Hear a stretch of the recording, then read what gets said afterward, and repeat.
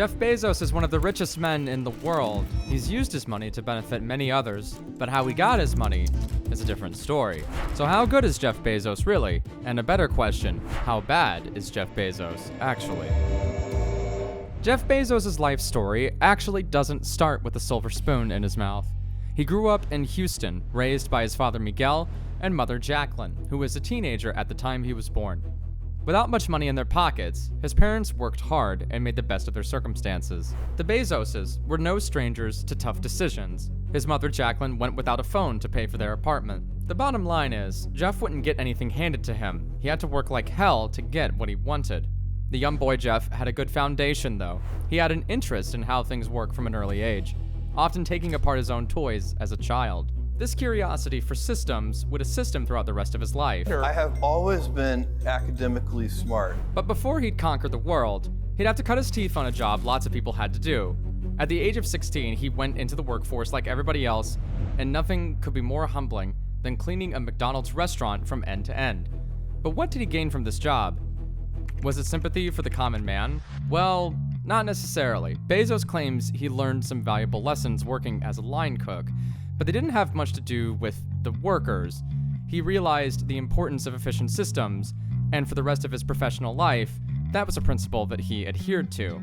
On one hand, Jeff got acquainted with the day-to-day of an average working person, but he distinctly remembered how important automation was to the operations at McDonald's, like the automatic French fry machines that lifted fries out of the oil at the perfect time, reducing one more input that a worker would have had to perform. One thing he praised was his manager. He said his manager was excellent, ensuring a number of teenagers got their work done on time, even when they occasionally goofed off and had difficulty staying on task. He appreciated the backbone of McDonald's, the inventory management systems, the standardized operating procedures, the speed at which orders were fulfilled with surprisingly state-of-the-art equipment most people would never even notice. The things that many people didn't notice were the things that Jeff not only noticed, but appreciated. They were things that Bezos would eventually utilize on his own later in life. Wanting to avoid working there the next year, he put together a summer camp where participants could talk about smart stuff like business and art and highbrow topics. The young entrepreneur called it the Dream Institute, charging $600 for each kid who attended. He got 6 students to follow through with it, netting him $3,600 at the age of 18. Early on, Jeff demonstrated an ability many Wall Street tycoons had a knack for, selling nonsense for loads and loads of money. It didn't come without skill. Such a feat meant that Jeff had to know how to capitalize on opportunities, and that's the skill set Jeff would use to get ahead. He eventually studied electrical engineering and computer science at Princeton, but he wouldn't go directly into that field coming out of school. Rather, he'd get involved in a Wall Street firm. In 1990, Jeff Bezos would start cutting his teeth in the big business world at a hedge fund, D.E. Shaw & Co. He'd eventually become senior vice president of the company, the youngest in its history. There aren't a lot of details about his time at the hedge fund, but one thing that he was documented to have done while working there was keep a close eye on the internet. He saw the incredible potential of web usage as early as back then, and decided that it would be a good idea to use it as an entrepreneurial tool. Rather than staying in the rat race, Jeff decided now was the time to chase his dream of being truly wealthy. A bunch of potential names for the business were proposed, and eventually Jeff and his partners settled on Amazon, an online bookstore, founded in the summer of 1994 in his garage in Seattle. Named after the Amazon River, it was meant to suggest vast scale and diversity of product. The next year, the website went live and started selling books. It got $20,000 per week in sales within 2 months of launch. One thing Jeff was good at was sales, but he also understood the scalability of businesses remarkably well. He understood that books were a great fulcrum for online business due to a number of reasons. Books have high demand and universal appeal. They're low cost and a low financial risk for both the company and the consumer. Well, they're relatively low financial risk anyway. In 1997, Amazon would become a public company, to become a company valued at $438 million. It was here when Jeff first outlined the core tenets, talking points, mission statements, if you will, that defined his business approach and what made Amazon special. He emphasized a phrase called customer obsession. But I believe that if you can focus obsessively enough on customer experience, then I think you have a good chance. And that's what we're trying to do. But what did that mean? Well, you could look at it two ways. You could say Jeff was obsessed with satisfying the customer, but it could also mean he was obsessed with you. And that could mean good and bad things. It all depended on how far customers were willing to go with their privacy to get access to convenience. Jeff was smart. He understood that if you could get a good psychoanalytic read of your customer, you could sell them just about anything. But Jeff's ambitious e-commerce platform would take a considerable amount of time to get its kinks sorted out. And in order to get that done, Jeff was ruthless. The humble story of Amazon's journey from bookstore to global sales tycoon has doubled edges to it. Amazon democratized the playing field, but it did so in suspect ways.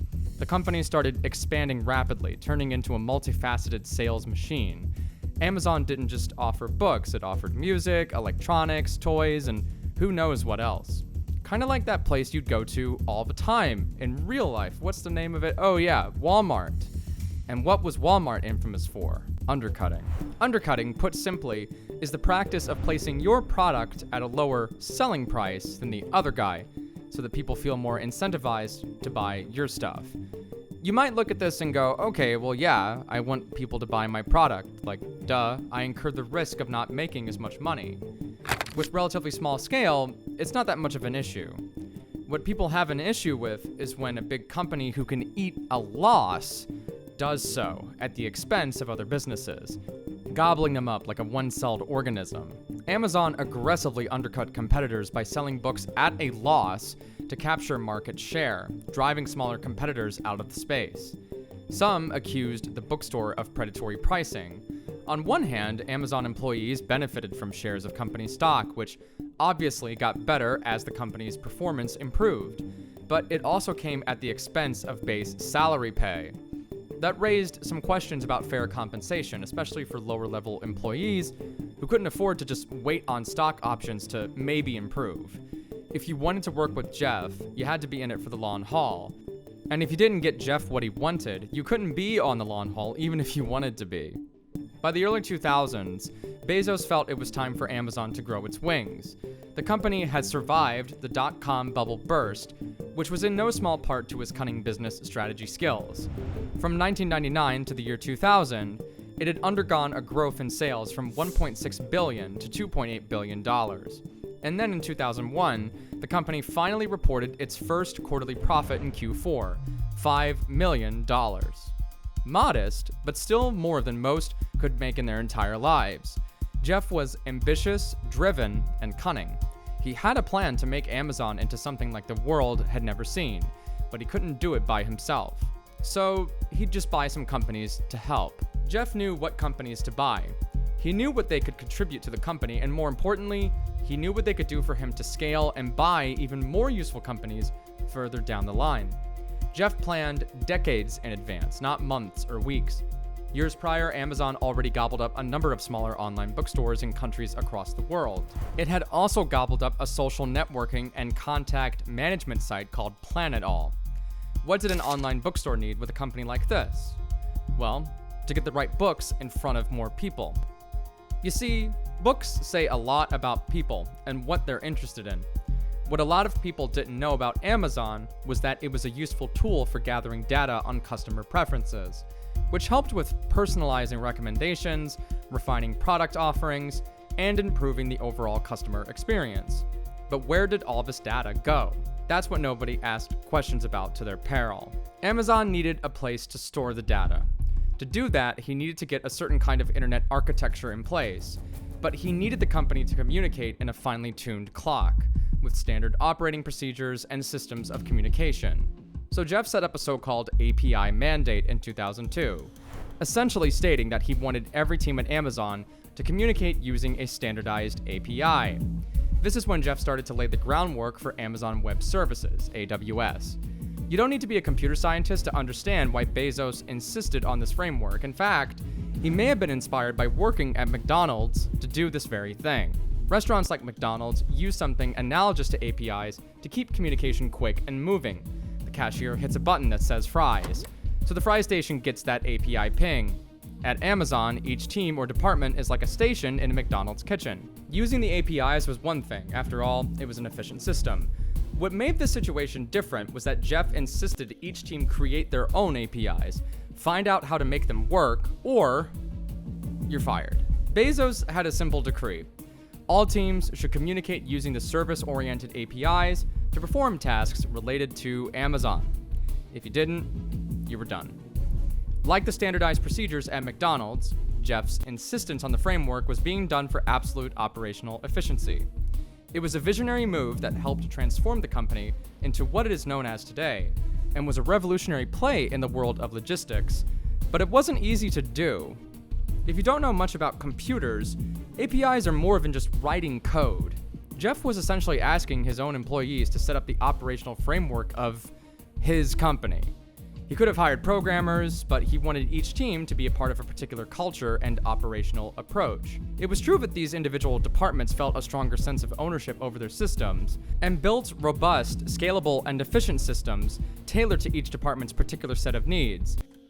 But Bezos's figure it out or you're fired approach certainly created a high bar for performance and a sense of urgency where only the most capable and adaptable employees could survive. Amazon's systems had to handle a significant amount of requests without becoming bottlenecks, scaling down to handle millions of transactions per day. Security was a concern too, and the data had to be protected from unauthorized access and common security threats. Jeff was issuing big mandates in terms of the ground game for the company with big stakes and big demands. So how did he help? Well, he didn't, really. He wasn't a programmer. His role as CEO was involved in all the CEO stuff, like being smart and really awesome, and telling everybody what to do. We've all heard these stories before. CEOs who aren't acquainted with the ground game of the employees call the shots and tell them what to do, despite not having direct knowledge or expertise in the fields they're working in. But fans of Bezos here would say that, in reality, his visionary leadership and decision-making here was beneficial for the company. Bezos himself likely feels the same way. He didn't have to know code, because he didn't need to. That wasn't his job. That was somebody else's job. Anyway, like we talked about, employees had to do that job, or they were fired. Jeff wasn't in this position because he was stupid. Had he been stupid, it would have fallen apart sometime prior to this. Jeff realized that the company needed proper internal tools, systems, and processes to manage its operations. His new bastion of server farms would start to contribute greatly to Amazon's revenue stream too. The groundwork had been laid, and all he had to do now was act. Planning ahead for this was a prudent move on Bezos' part.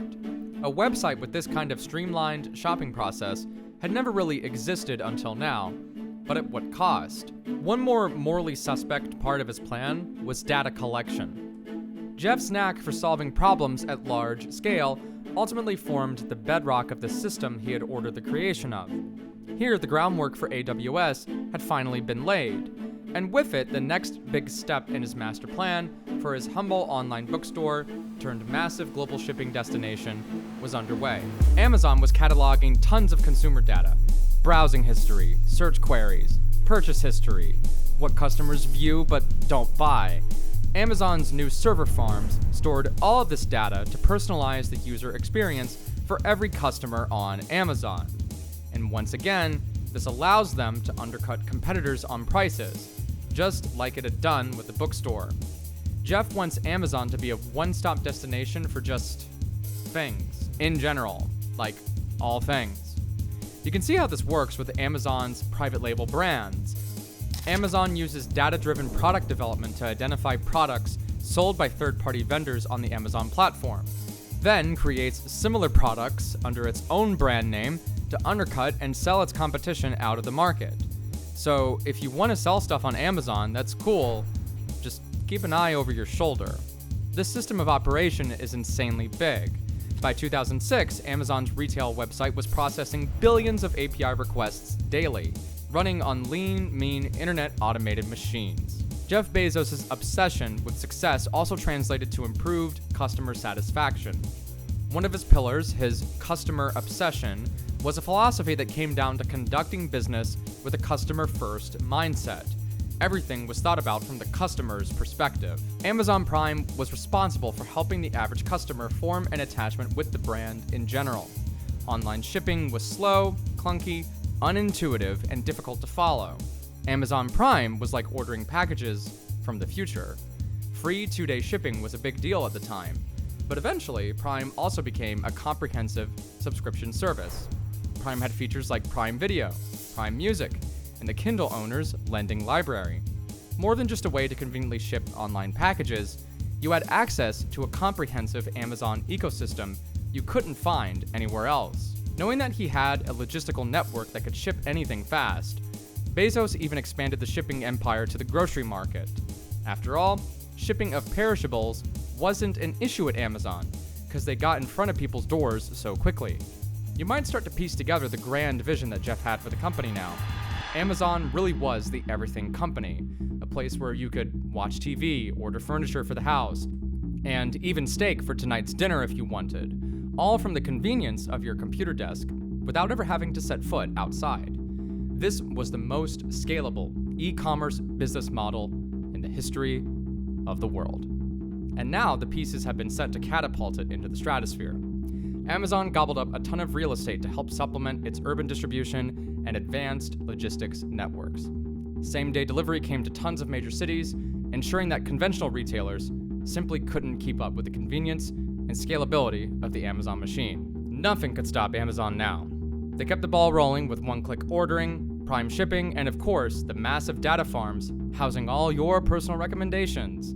Data was the name of the game. Without data, Amazon was not Amazon. Analytics affected inventory, pricing, and marketing, and Bezos was ruthlessly efficient in getting all of this situated. Jeff's aptitude for problem solving came through again here. He realized he had a lot of computing power to work with, considering that he had a massive online store. Why not rent out that power and storage to potential customers? In 2006, Amazon Web Services began to scale rapidly. Amazon's internal infrastructure was revolutionary, creating scalable, on-demand servers that everybody wanted a piece of. Small businesses could have access to the same tech that a big company had in the online marketplace. No hefty upfront cost required. Jeff was a cunning businessman, but he knew that in order to make a lot of money, he had to keep people happy, and he was offering something a ton of people liked. Nobody offered web services like Amazon at the time, with pay-for-what-you-need models like how you'd pay for electricity or water. He put billions of dollars into these data centers quickly, and with a considerable amount of risk, it was a bet that paid off. Still, Jeff undercut people, as was tradition with Amazon. Bezos set prices so low for these services that nobody else could compete, making it a dominant powerhouse in the cloud computing industry.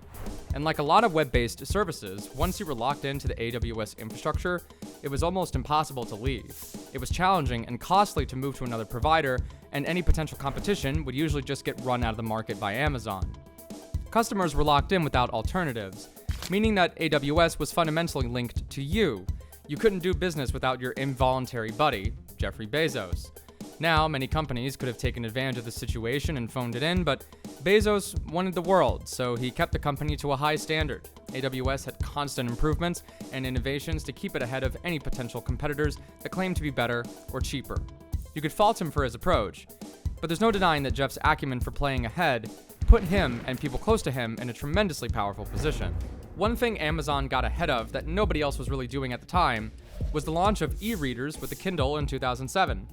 The idea of an electronic tablet was starting to really spiral into something life-changing for the average person, with the rise of Apple's iPhone and consequently the smartphone in general at this time. But these were expensive, still even considered luxury products at the time, and the market direction was unclear for cell phones at this point. E-readers were cheap and did one thing: they let you read books. Any book. Any book you wanted, provided Amazon could get it to you anyway. It made sense. After all, Amazon started out as an online bookstore. Jeff already understood the game, and all they had to do was sell a whole bunch of these things at a loss to get people to remake the profit by buying into the Amazon ecosystem. Kindles would get the name brand recognition of Amazon established far and wide. The Kindle sold out within 6 hours of its launch day, just to give you an idea of how high demand such a product was. Now all those people would get an introduction to something novel that only Jeff Bezos was cooking up, and that was the Amazon ecosystem. What did the Amazon ecosystem look like? Well, it included just about anything Jeff felt the company could get away with selling, like clothes and shoes, for instance. Jeff didn't see Amazon as an online bookstore. He had a vision for Amazon that would make it into the most advanced and sophisticated retail and shipping system in the entire world. In 2008, Amazon reached $19.17 billion in revenue, showcasing that Jeff's e-commerce plans were working. Jeff once again employed his tried and true strategy of buying a company that could help him with the acquisition of Zappos in 2009. Zappos was an online shoes and clothing retailer founded in 1999 that was renowned for its great customer service. Never being one to overlook what other smart people could do for him, Jeff made an effort to acquire the company for $1.2 billion, leveraging its customer-centric practices and positing it as a natural addition to the Amazon system. Zappos had everything Jeff needed, already established relationships with brands and suppliers, gave Amazon access to a ton of different products in the fashion retail space. Just like that, Amazon had checked another box in its global marketplace empire. Something else that was important about the acquisition was the positive corporate culture and reputation Zappos fostered. After all, it was a shoe sales company. How could you be a jerk about shoe sales? More practically, Zappos had efficient logistics and an inventory management system that was a perfect fit for online shopping. All Amazon had to do was supercharge it with their powerful back end. Jeff let the people at Zappos have their cake and eat it too. Zappos would maintain its brand identity and maintain independent status as a subsidiary of Amazon. Zappos could keep its unique sense of popularity while taking advantage of Amazon's systems.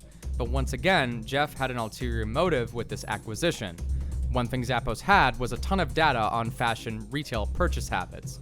Put that in the Amazon machine, and out it spat even more effective sales. Once again, Jeff demonstrated a masterful awareness for systems and how to make different parts of his business work on a broad scale. He had made Amazon into an everything company: TV shows, shoes, groceries, consumer electronics, etc. The big box store of the online world.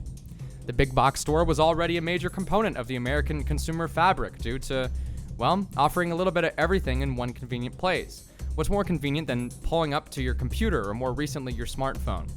Jeff had future-proofed Amazon. It was the big box store of the internet without any of the inconveniences of the physical retail storefront, and he took advantage of that. Some might say a little too much. Amazon had enough capital to move around in a crowded market and do whatever it wanted. In 2012, just 3 years after the acquisition of Zappos, Amazon bought a robotics company, Kiva Systems, for $775 million, rebranding it to Amazon Robotics. The next year, these machines started transporting shelves of products to human workers, with the aim of reducing time taken to pick and pack items. A year later, the usage of robots went up considerably to around 15,000 across 10 Amazon fulfillment centers. They doubled the storage capacity of the warehouses and sped up other workflow processes, carrying shelves with up to 750 pounds of stuff to then get packaged. These machines would go on to play a hugely important role in the day-to-day operation of the Amazon warehouses. And these warehouse robots supposedly not only make things more efficient, but safer for employees working there too. However, there is a catch. Amazon robots make things run more efficiently, which means there's just another leaky hole in the boat for workers to plug. Amazon believes in nothing but efficiency, prioritizing it over just about everything else. But you wouldn't think of the company as this robotic, machine-like thing if you looked at it the way they present themselves. The Kindle Reader is a great example. The Amazon brand was associated with high-profile media and publications. So it only made sense that Bezos would personally acquire the Washington Post in 2013 for $250 million. Wait, what? Yep. One of the richest men in the world, a high-profile public figure that could certainly be the target of public scrutiny, would buy one of the leading newspapers in the United States, up there competing with big names like the New York Times and the Wall Street Journal. Well, that's not going to cause problems, right? Right? Wrong. By now, Amazon's Kindle Reader was humbly finding itself in the hands of readers across the world. What a lot of people didn't know was that the Kindle really was kindling that would spark a new flame for consumer electronics at the humble bookstore turned logistics supergiant. In November of 2014, Amazon first introduced the Echo. Echo was a smart speaker that featured Alexa, its proprietary cloud voice assistant. Alexa could play music, tell you the weather, and set your alarm. It had natural language processing and voice recognition tech that was far and beyond what the competition offered, and could recognize your voice commands from across the room. What a lot of people didn't know was that once again, for this technology to work so well, it needed a lot of data. But there was a sinister aspect to the innocent-looking little electronic gizmos Amazon put out. For example, Amazon's Kindle ebooks were, as per usual with Amazon, sold at a loss to promote the crap out of the device and get people interested in the Amazon ecosystem. Once again, it was killing publishers and any competing ebook retailers who couldn't match the pricing model. There was a high-profile incident that came up in the news in 2014 concerning this very thing.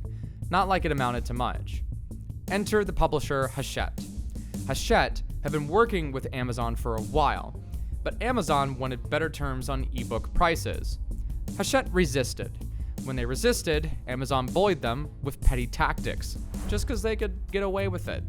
Amazon delayed shipping times for Hachette books, removed pre-orders, and reduced their discounts, meaning that Hachette would lose out on their market share. This wasn't the first time Amazon did this. Amazon had become notorious for using its size to push companies around, even the companies that were under its stead. The American court system rightfully looked at the situation as totally crazy and gave Hachette a conciliation which allowed them to negotiate prices for their own books. My company, my prices, not yours. In 2014, the New York Times described the situation as one common feeling among those who produce, sell, market, and publicize books: relief.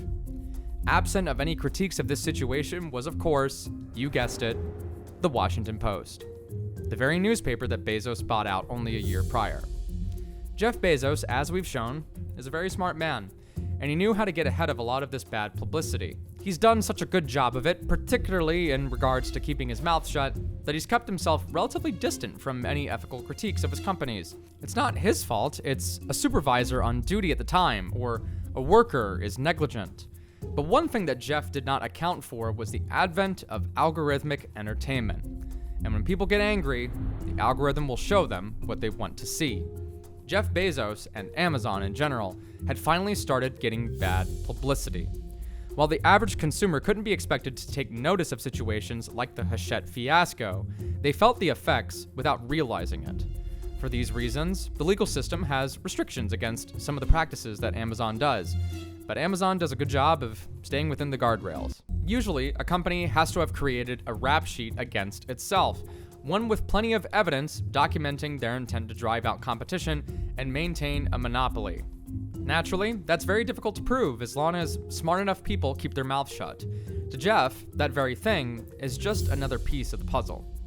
Amazon has mandatory captive audience meetings, where employees must sit through company-sponsored talks like discouraging the act of unionizing. It's basically company-mandated sit down and consume the content sessions. Amazon corporate places anti-union posters and flyers throughout their facilities and makes usage of surveillance technology to monitor employee activities while on the premises. They also track social media usage, break room conversations, and God knows what else. Amazon works with third parties that bust unions and advise on anti-union strategies. Many whistleblowers have gone public against Amazon with vocal reports of how Amazon management has targeted them for just talking about unionizing. And if you think the bullying just applies to big companies, think again.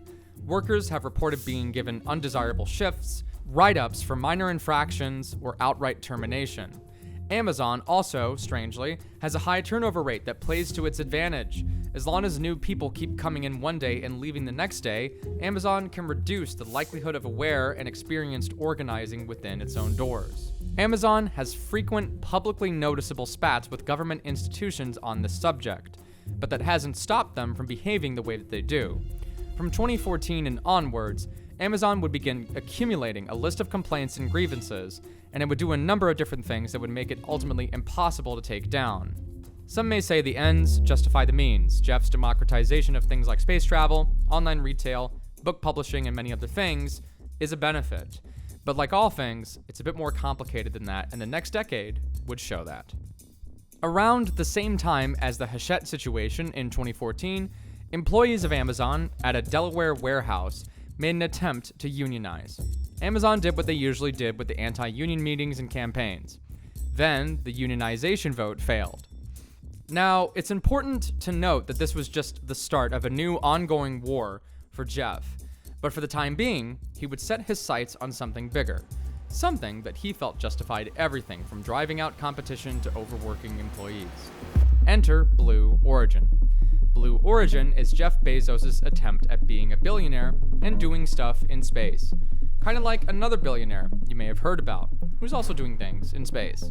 Blue Origin, like that other space company you may have heard about, also has a strong fixation on reusable rockets. And in 2015, Jeff Bezos would start to pioneer that very thing. At this point, the so-called New Shepard rocket had launched, reached space, and landed back on Earth safely and soundly. One noteworthy thing here was that the recovery of New Shepard's rocket here resulted in the first time a rocket booster had been recovered post-flight successfully. This marked a pivotal stepping point in the development of rockets, since previously they had never really been considered a reusable asset. Jeff believed in a sustainable, modular space exploration dream. Another thing Jeff believed in was buying as many companies as he could. With the immense capital Amazon had, Bezos set his sights on a number of different big brand competition hallmarks that were well past the retail world. For now, it was about winning as much as possible. One high-profile example of this was Amazon's acquisition of the streaming service Twitch in 2014, which has been met over the past decade with mixed reception and more than its fair share of negative press, but never in the Washington Post, funny enough. As of today, over a decade later, the company has yet to turn a profit since the acquisition and is losing market share yearly. Another one of these Bezos buys was a failed smartphone called the Fire, which had a one-year production run from 2014 to 2015. Jeff was likely inspired by Microsoft's attempt to enter the mobile market with their Windows Phone. However, just like Microsoft's device, the Fire phone failed to catch on. This failure cost Amazon a small sum of $177 million. But Jeff wasn't too bothered, because while developing the Fire phone, he was also focusing on his Amazon Echo, that little robot we talked about earlier. In 2015, Amazon released a kit that allowed developers to make their own custom tasks for the app. Like developers could make apps for smartphones. And the little robot underwent a meteoric sales boost, with 3 million Echo units finding their way to households. Amazon's Echo became a part of the so-called smart home system, where homeowners could control their lights, thermostats, and security systems with automated control on your phone. Once again, Bezos not only invented a new vertical, but dominated it. With all of these acquisitions, failures, and successes, Bezos still had one thing on his mind all this time, and that was the stars and how to get to them. But before that, he still had to run this little company called Amazon. By now, Amazon was a noteworthy name in the eyes of every American consumer. Nobody could get away from the incredible scope, scale, and reach that they had over the typical brick and mortar stores, and even the big box stores people assumed were immovable. However, the New York Times story bringing the fiasco with Hachette to light would snowball into something greater given a little more time. In 2017, Jeff Bezos acquired Whole Foods for $13.7 billion. Now, that might make you do a double take. Amazon's whole shtick was online sales, so what would they need a brick and mortar store for? Once again, it was another strategically smart move by Jeff. It's difficult to quantify how big the grocery market is, with trillions of dollars in annual sales. Amazon was able to double dip. Now they had a dual income stream. If the online market suddenly stopped working, then the physical sales market would make up for it. The main thing Amazon could provide to Whole Foods was logistics. Whole Foods could rely on Amazon to provide distribution hubs, handling fresh food, and giving it increased flexibility as a grocery store. In the biz, this is called an omni-channel retail strategy. Omni-channel meaning online and offline integrated into the same marketing system. Whole Foods was one of the chains responsible for kickstarting curbside delivery. Convenience was the name of the game, and that was how Jeff wanted all of his businesses to roll. Customer obsession meant absolute convenience and time saving to the utmost degree.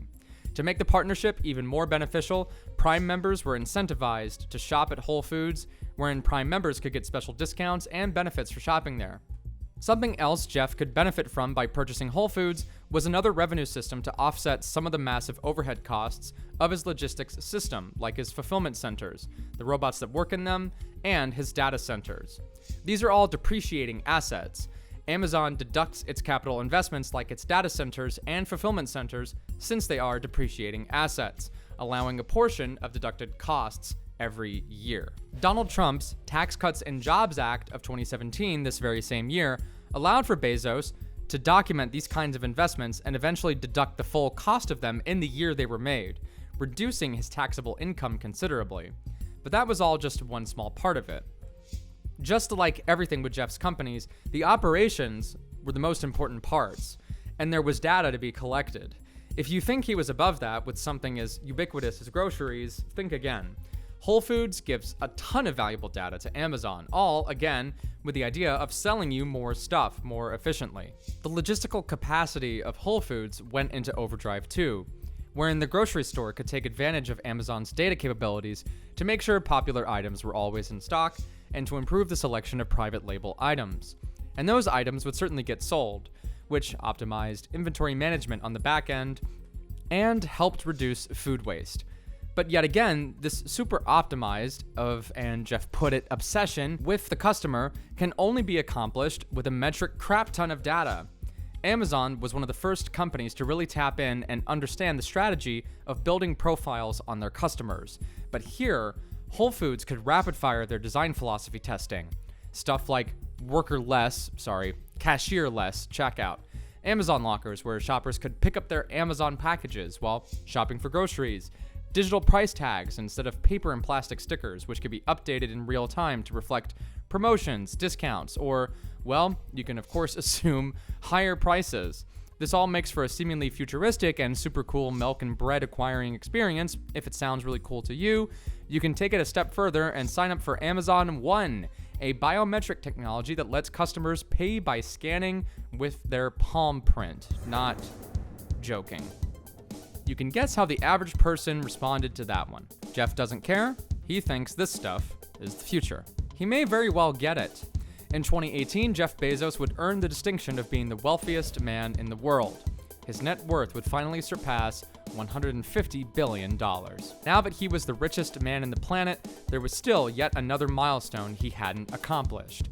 How about richest man in the solar system?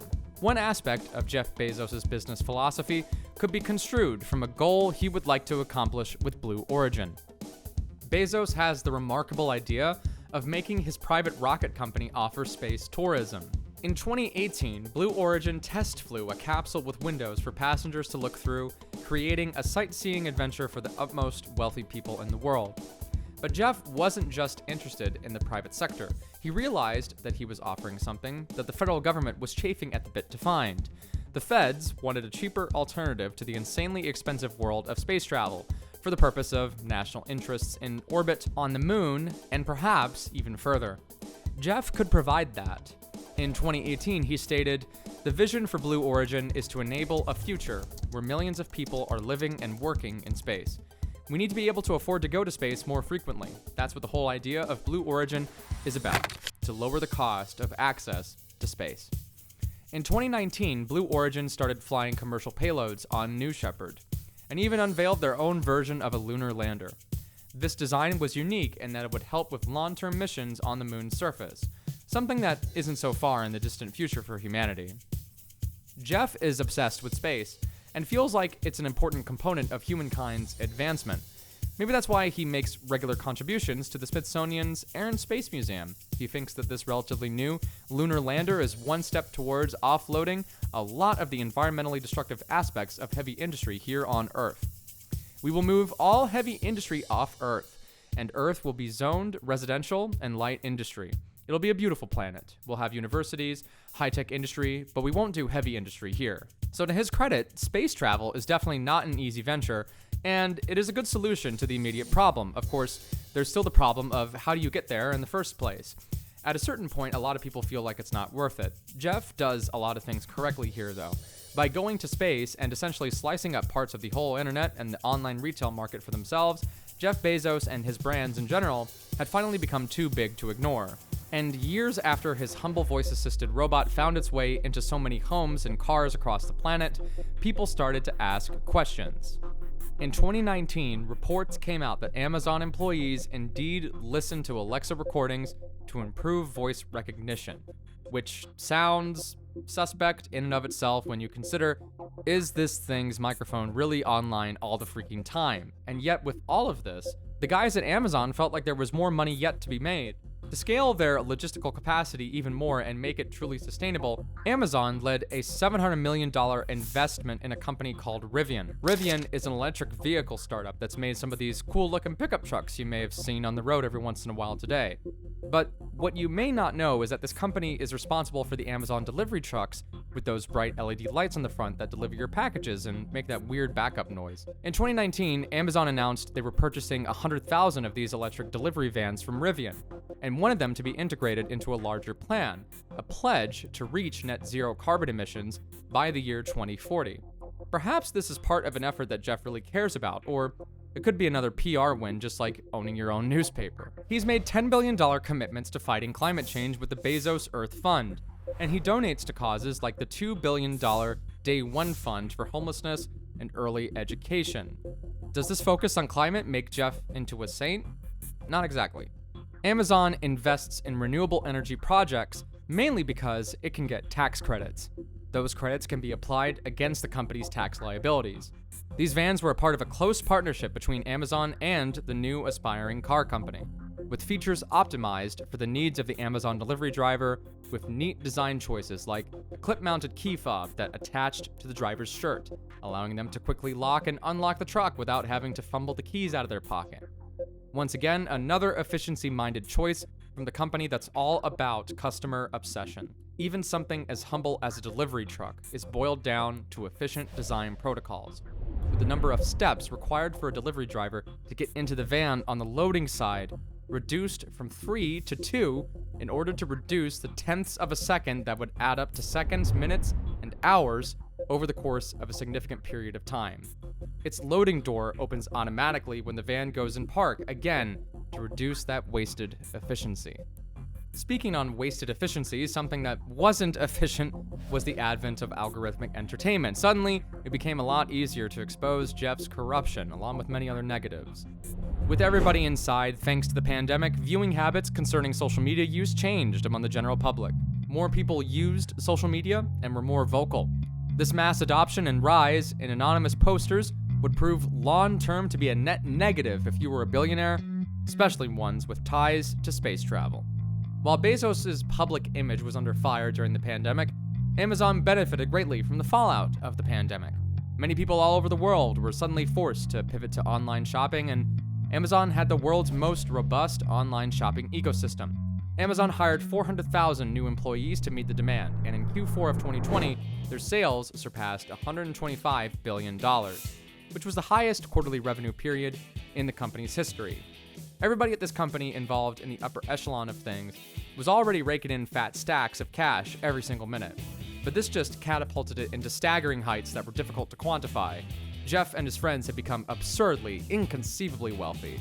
They'd essentially just won the game of money. But most people understand everything comes with a price, and a company this big was bound to have stepped on some toes to get to where it is now. The pandemic had the double-edged effect of giving a lot of people a lot of screen time on YouTube, Twitter, and TikTok, without a lot of other things to do. A lot of these people spent a lot of time asking questions about time, money, and their relationship with their workplaces. Some of these people included Amazon workers themselves, and their stories would go public quite often during this period. If people didn't know about Amazon's dirt years ago, they'd certainly know by now.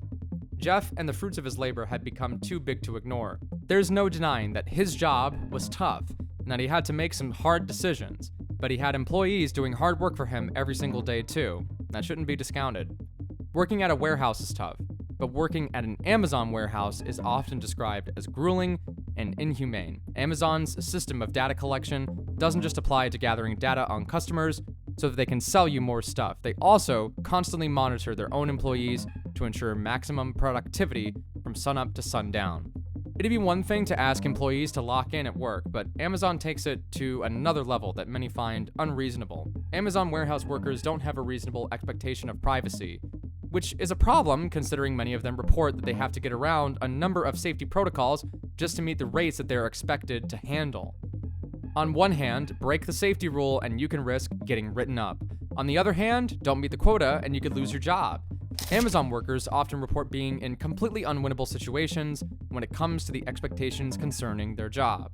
It's important to note that Amazon has taken efforts to get around this problem, but not necessarily out of the goodness of their own heart. The most obvious route workers will often take when they feel like they're being treated poorly is one of unionization. However, as you could expect, Amazon has battled this point among their own employees for a very long time.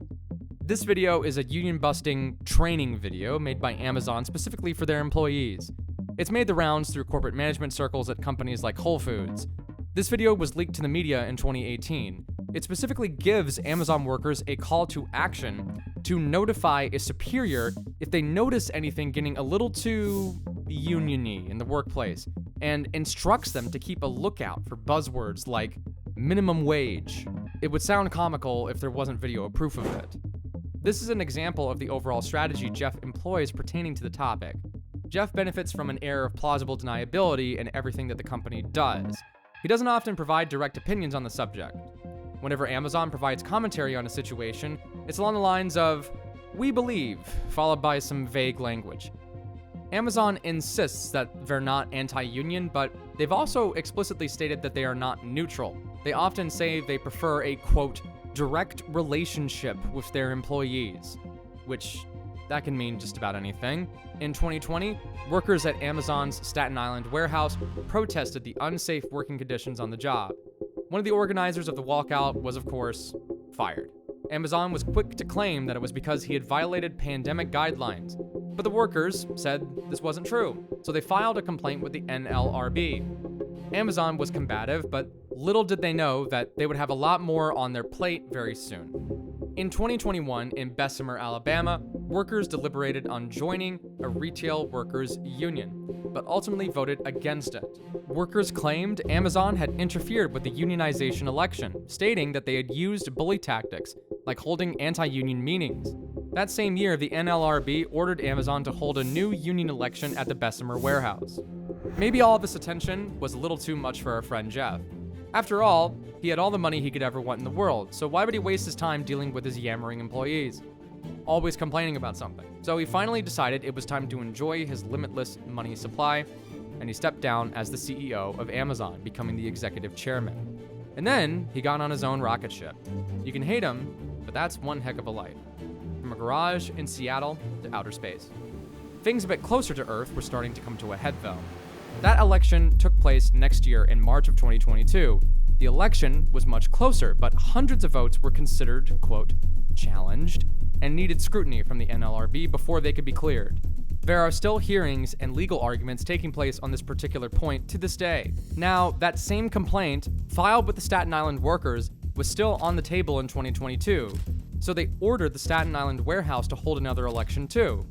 On the 1st of April that year, the employees at Staten Island would successfully vote to unionize and create the Amazon Labor Union, the first successful union vote in the history of the company. How did Amazon respond to this? Well, they said the National Labor Relations Board cheated and that the union organizers were mean. Instead of taking the L and moving on, Amazon went to war with its own employees who have been happy to continue working there under better conditions. They filed complaints and legal challenges in an attempt to kick the can down the road as much as possible, and eventually even possibly overturn the results. All this happened completely on Jeff's watch. Jeff's company was also under investigation by the Federal Trade Commission for his innocent little robot, citing the Children's Online Privacy Protection Act. Alexa was in the crosshairs, supposedly, over potential child privacy law violations from Alexa's recording ability, as well as its data retention systems. That's just one more obvious problem. But there's also the matter of plausible deniability with this thing. How can you tell Alexa's shopping suggestions aren't biased in favor of Amazon? The answer is, you can't. You just gotta trust it. Labor problems continued in the last few years. By 2023, Amazon's disputes with the NLRB had reached critical mass. By April of that year, the board was finally sick of Amazon's crap. They ordered Amazon to reinstate 2 fired organizers, ruling that they had unlawfully done such a thing, and this, of course, didn't matter. What exactly could be done? After all, how do you sue the company that owns everything? Amazon owns the global shipping market. It owns the internet, with AWS maintaining a position as the lead cloud service provider in 2023, controlling over 32% of that cloud infrastructure market. Amazon Web Services makes over $80 billion in revenue annually. You have to go through Amazon whether you want to or not when it comes to running your video games online multiplayer, running your business infrastructure, or running your data storage. Oftentimes, there's just no getting around it, and that's all there is to it. Nowadays, Amazon is known as the everything store. More than just a store, it's the everything company. An everything company that gets around its federal income taxes with a number of legal loopholes. Amazon is also working on self-driving cars and satellite internet, just like another billionaire. As of 2024, it is the second largest company in the world. Its annual revenue is estimated to exceed $600 billion, and it has a market cap of $1.7 trillion. It has 250 million Prime members across the world. That's the size of a big country. Amazon Web Services operates more than 300 data centers worldwide, with 30% of the global cloud infrastructure market. It operates over 1,000 fulfillment centers with same-day delivery in over 1,000 cities. Its logistics network includes over 100,000 delivery vehicles and 1,000 delivery aircraft, delivering millions of packages every single day. Jeff Bezos is a machine man for a machine world, and he has reaped the benefits of that to insanely lucrative heights. It's evident in his personal philosophy. He is a proponent of the self-made 2-pizza rule, stating that no meeting should be so large that 2 pizzas can't feed the entire group, ensuring the meetings are small, focused, and don't waste time. He is a data-focused decision maker and doesn't go with intuition or gut feelings, ensuring everything he does is backed by hard evidence. He has strict time management practices.